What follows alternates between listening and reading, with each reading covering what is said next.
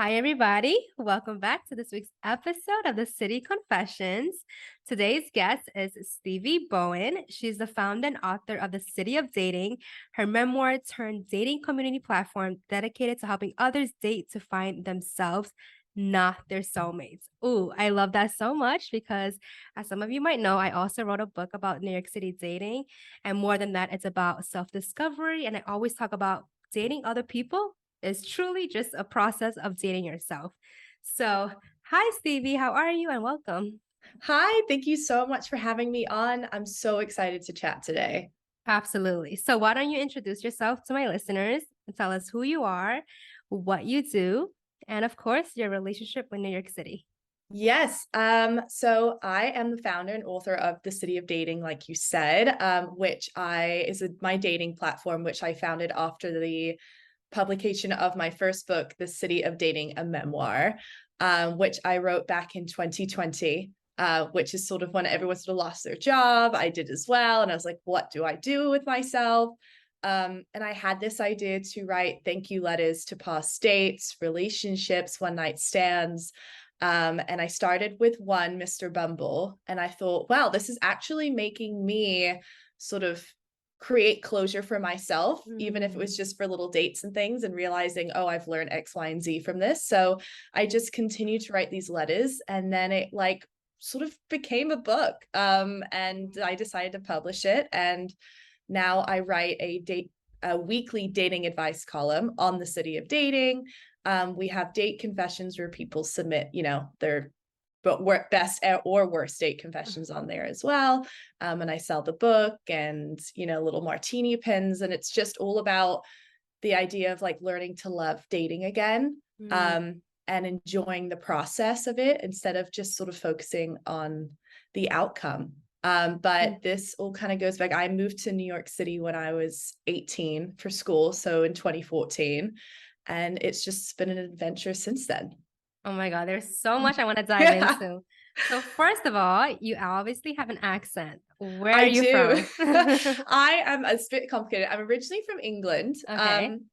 Called Luton, town called Luton, north of London. And my family moved to Fort Worth, Texas, sort of near the Oh, wow. Dallas area when I was 2 years old. It was only supposed to be for 6 months, and then we ended up staying.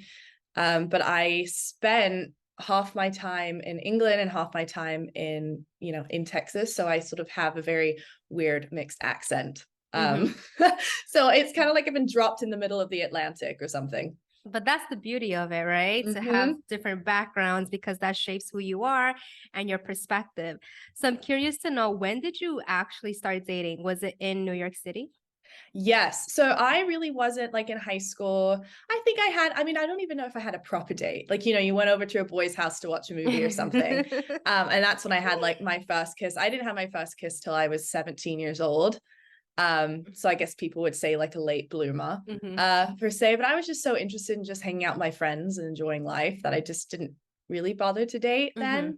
then. So my first date was I was just talking about this with my girlfriend. It's so funny. I was in college, and I believe it was with a Bumble date. He was my Hmm. first one. That was probably in like 2017. 2016. I mean, I like a proper date here, I'm talking about like going on like a dinner or like for drinks. Like I feel like in college it gets a little bit weird because you like it's kind of like high school in the same way. You don't really Hmm. always go on like a dinner date or something like that. But I had crushes and people that I, was into, and I talk about that in my book as well. And sort of how these people can even shape you, though you don't technically sort of like date them. It's so interesting you said that because I was thinking the first experience you have with love, right? Or with Mm-hmm. somebody that you're attracted to truly influences the way you see relationships almost permanently, unless you recognize, there's a certain pattern you want to break or you do the work. But if your first exposure is healthy, then that's what you expect because that's what you're familiar with. On the other Mm-hmm. hand, if it is toxic, like mine was, it's hard to get out of that space because then I'm drawn to that type of behavior. So, Right. and nobody talks about this because it's Mm-hmm. almost as if, if you've been exposed when you're 14 or 18 or whatever age, that other person is still learning and navigating life. So it's almost as if it's not their fault either. But it's Right. just it's so interesting, right? Because you don't I don't know, I feel like you just go into it not knowing what the Yeah. long-term effects are. I love that perspective. I Mhm, definitely because I sort of feel like you have to relearn how to mhm. date and relearn how to date for yourself. And that, the whole idea that you do control the narrative, like you're in Yes. control of the Yes. situation and what you want out of a date. But Mhm, I also think that comes with like maturity and age. But I also think that me not sort of technically dating, I didn't have a boyfriend in high school. It kind of, though back then it made me feel like horrible. I mhm, was like, why do all my friends have boyfriends and girlfriends and all this stuff? But now looking back, I'm like, I'm kind of happy I didn't, mhm, because I didn't really have any toxic relationships. I mean, obviously there was a boy that I was kind of seeing talking mhm, stages, but it wasn't so, embedded in myself yet, because we weren't really dating. mhm. So I kind of, when I came to New York City, it was like, this is a fresh start. This is my time to date and to have that Sex in the City sort of life that I've always Mhm. dreamt of. And I think I've built that, or building it still. So No, I love hearing that.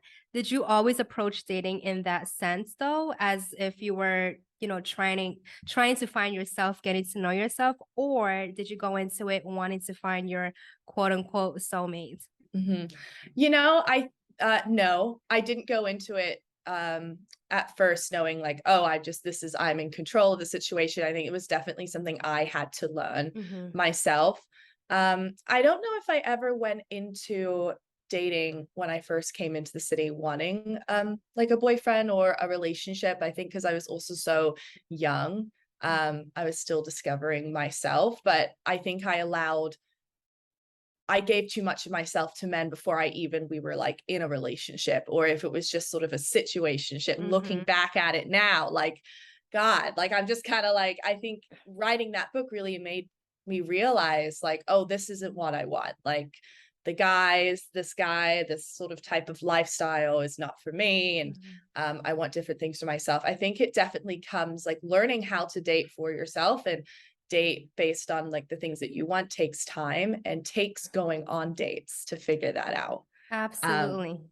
yeah, and No, I think mhm, people go ahead. forget that too, Yes. like it's like you've got to go on dates, you've got to put yourself out there just so you can realize like, oh, I don't want this, or like, hey, I like what this person has, I want that in a Mhm, future person, but mhm. maybe this isn't my person.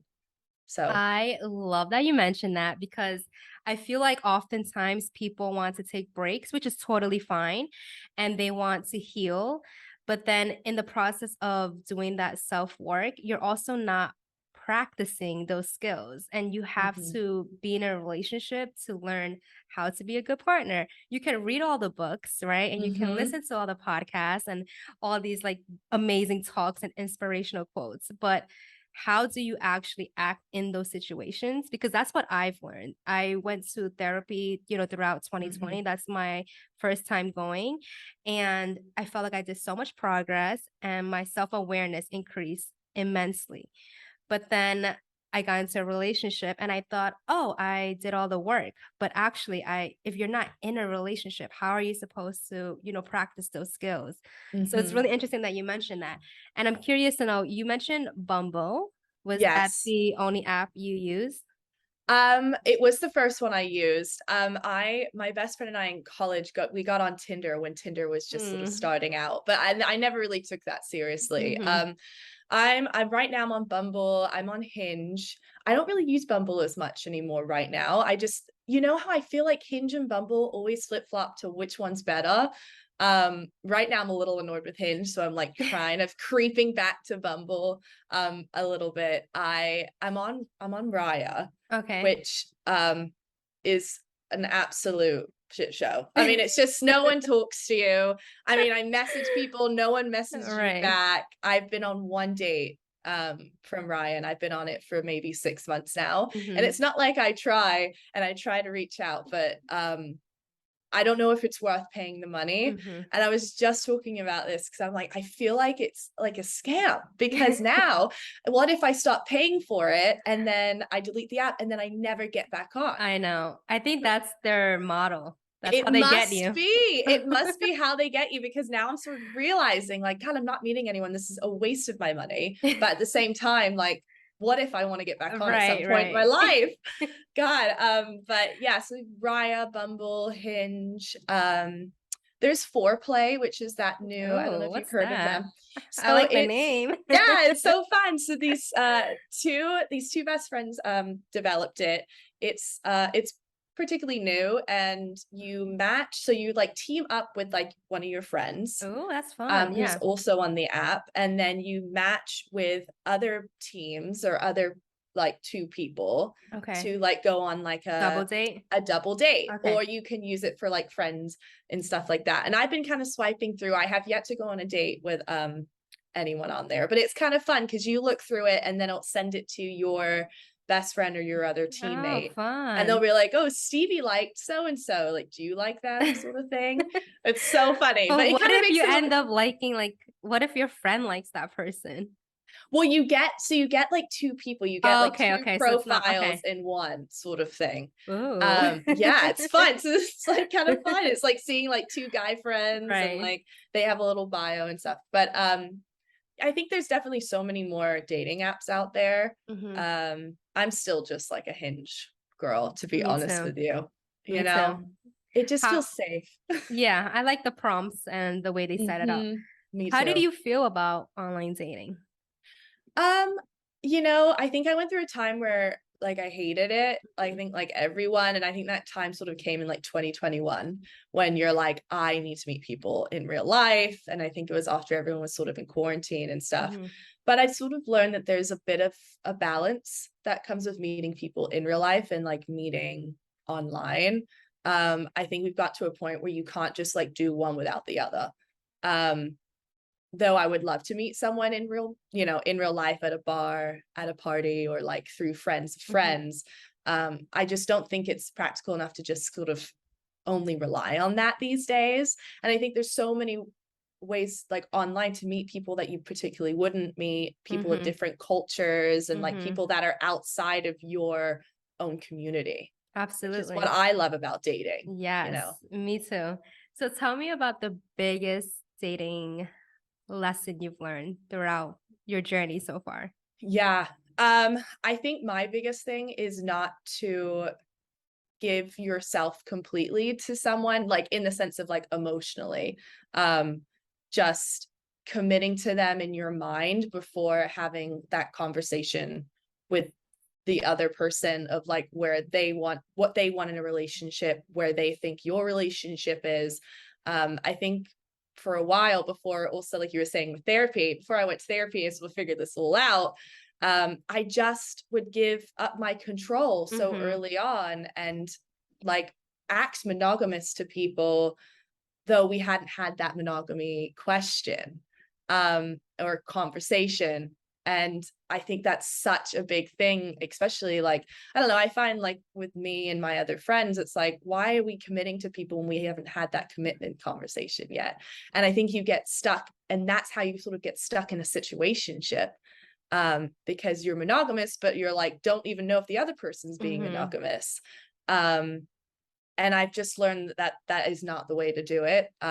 And that you need to sort of I needed to take back control and not give myself emotionally to these people completely, and learn to have more conversations, and start those conversations. I think, especially with men that I've, in New York City, you kind of have to make them have the conversation, Mhm. sometimes, or like, encourage the conversation. I think everyone's a little bit scared in dating, and you kind of need to be, I personally need to be the person to be like, all right, this is how I'm feeling, and not be afraid to say Oh my god. Everything you said, it. like, just hits home for me because I Yeah. always talk about these points in my book as well. It's interesting because I feel like I always advocate for the power of communication, yet I'll be the first to admit that I struggle with that, Hmm. especially when it comes to a person that I'm dating. even though I don't know why. Like, I know Yeah. they can't read my mind. I know that if we just have the conversation, all of my worries would probably be at ease because they always Mhm. say your mind goes into dark places that don't even exist. Like, Oh we god, I make up feel that. I things. love that saying. That is so real. Like, your like reality is usually better than, your own mind. It's Mhm. incredible, but also insane how that works. Yeah. So I definitely agree with you. And I don't know if it's like a woman thing or a Mhm. female thing, but I feel the same way where I do give a lot to people Yep. before confirmation of any Mhm. sense or reassurance, and it's almost as if then I wonder why it ended the way it did or why I'm not feeling fulfilled emotionally. Yep. Yeah, Yep. yeah, so it's insane. But talking Mhm. about dating in New York City, can you share one story that was just insane where you walked away and you were like, "What the hell just happened?" It could have been like a surprise and a bad story date or Mhm. a really good one. Okay, so I have this I write about this in my book. It's one of my letters, called Dear Skater Boy. My I went to a it was this my friends own this skate brand called Grand, and they were having a sort of video launch party. This is sort of right before 2020, end of 2019. And I went to the premiere, and it was like, very downtown, very cool. And I met this guy there, and we sort of hit it off, and we decided after we were like, let's go get a bite to eat. So we went to Forget Me Not, and I'd Mhm. never been there before. And it's like such like that sort of community of like skaters and artists and everything down there. And we're having tacos and just chatting, and we got on like a house on fire. It was just amazing. Like it was like, wow, like this is crazy. And then, we had a little couple drinks, then we were just sort of walking around and like hanging from like, I don't know, like buildings. People were like waving to him and all this stuff. And I was like, do you know these people? Like it really kind of felt like I was in a different world. Like it was such a New York City night, when you're like, what is Yes. happening? Is this real? And we ended up going home together and, having sex, whatever. Um, and then we kind of chatted a little bit after that. And then he just disappeared like into the abyss. Like I don't even know if I can even classify it like as a ghosting, Mhm. because I truly like all my friends, that worked for Grand, they were like, we haven't really like seen him around. Like, Oh cause my they kind god. of knew them. Like he just like disappeared into like the New York City night. And it was just one of those crazy serendipitous moments and nights. And then he was just gone forever. Like I don't even know his last name. Oh my Um, god. which to this day is like one of the craziest New York, Yeah. like sort of dating nights, like very unexpected. It'll Um, always be a mystery. always a mystery. He's my mystery man, my skater boy. It's like, where did he go? And he's so cute. You never know because let me tell you, sometimes these guys come out of the blue, out Hmm. of nowhere. When I Hmm. wrote my book, I did the same thing as you. I obviously changed everybody's names. Hmm. I did like a reference, like just like you said, Skater Yeah. Boy. I did like Australian or like Mr. Z, like just little Yeah. nicknames that nobody would know aside from the guy. Like if Yeah. the guy read it, they will know it's about them. And a question that I got asked a lot was, do Hmm. these guys know that you wrote about them? I don't have contact with Yes. any of these men. Hmm. So I thought, no, but it's obviously public, right? Like I Yep. talk about Yep. my book.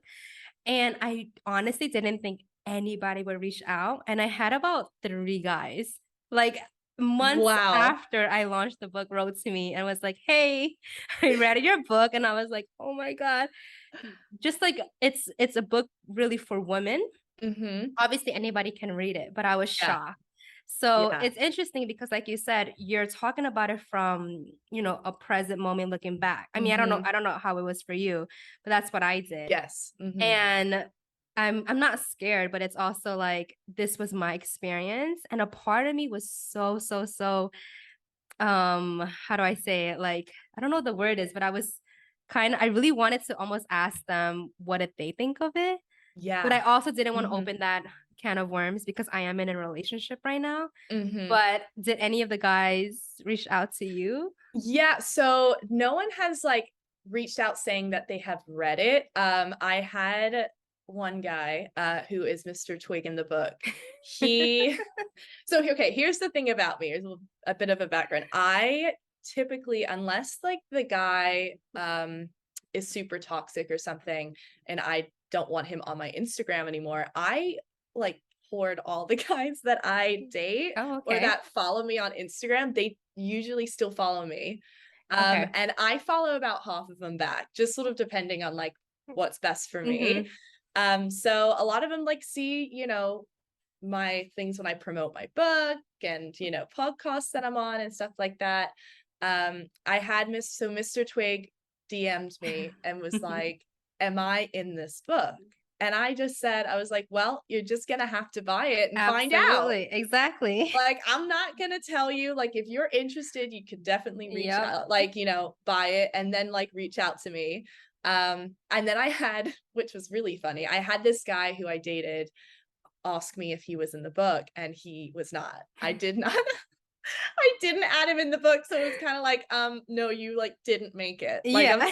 you weren't The interesting story, enough. yeah, exactly. I said the same thing. Yeah, the story was not interesting enough for me to put in the book, and, like, I just was like, "Oh god, that's so savage and bad, but whatever," you know? Yeah.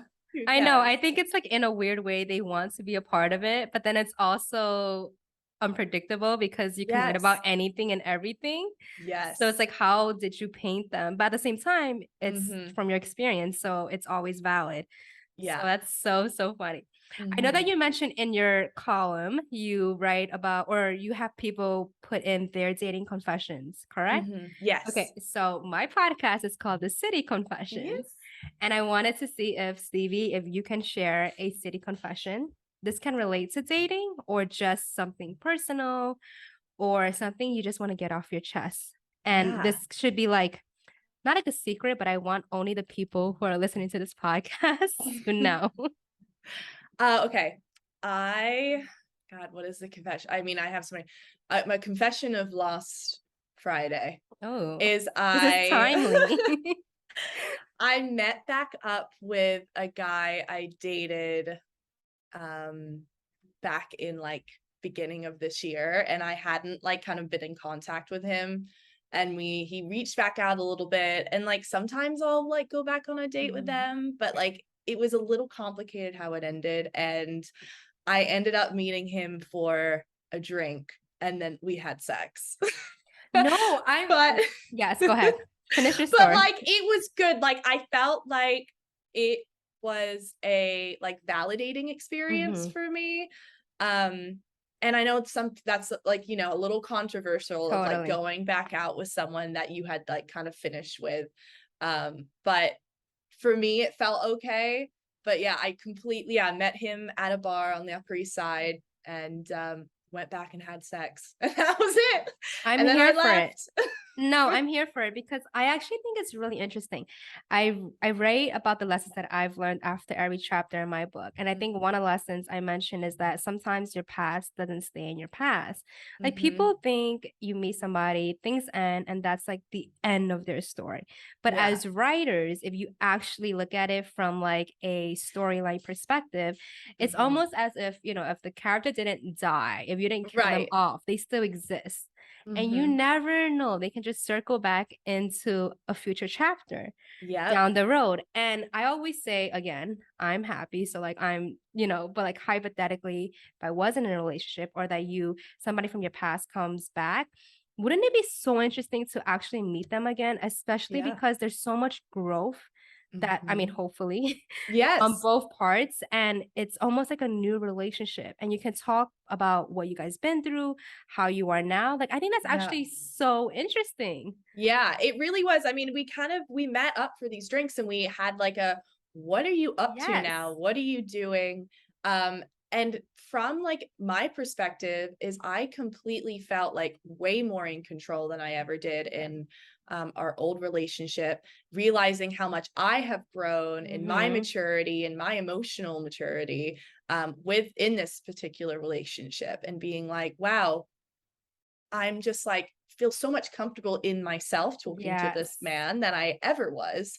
And maybe in a way, like, I don't know if it's selfish, but it really was kind of validating to be like, hey, like I can now sit in front of this man and just feel so much more in control Mhm. and feel like I know, like I'm in power of the narrative and what's going to happen with this night. If I don't want to go home with him, I don't have to, and it kind of like it makes you feel good. It's like, wow, I'm growing and the work I'm doing in myself is good. So I don't know if that's so selfish to sort of go on a date with But someone you and should be selfish, I think, in exactly. your dating journey. I And agree. I don't really know you, obviously, but from Hmm. what I've known from this conversation, I love that you are so true to who you are and how you feel, and you act upon those actions. Because in my book, I talk about everything, right? I lay it Hmm. out in the open, and I know that some people are going to judge me based on Right. the things that I've done.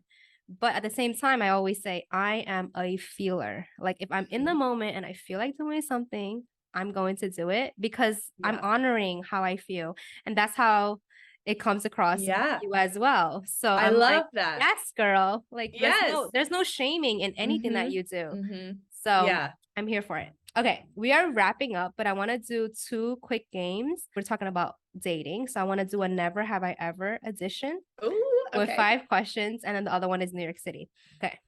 Are I'm you ready? ready. Oh, So yes. there's no explanation, just say yes or no. Okay. Okay. Never have you ever had a one night stand? Uh, is it yet? I have. Yes. Okay. Okay. Never have you ever puked in public in New York City? I have. I have. Never have you ever ghosted somebody? I have. I have. Okay. Never have you made a fake account to stalk an ex? Oh, I haven't done that. That's what Oh, friends are for. oh, Yeah. true, true, true. And never have you ever matched or swiped with somebody during a date? I have not. Okay, There great. you go. Okay, and now it's going to be a fire round of New York City questions. Okay. Okay, if you can describe New York City in one word, what would it be? Serendipitous. Favorite thing about the city? The people. Least favorite thing? Oh, the rats. What's your go-to spot?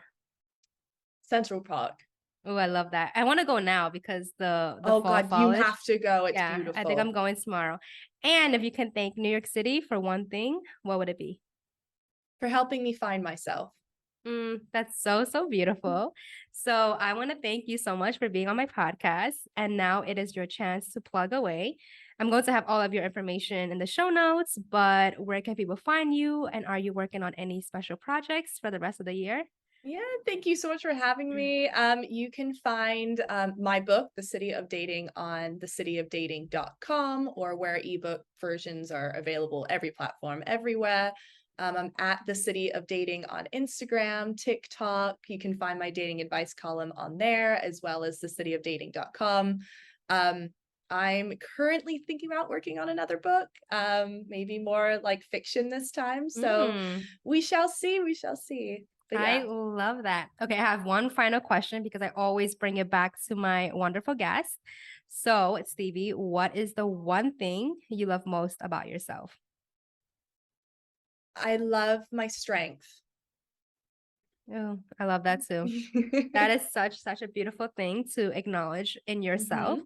So for those listening, I hope you enjoyed this episode. It was fun. We talk all about dating, and make sure you follow Stevie and all her adventures because I'm sure they're fun. Mhm.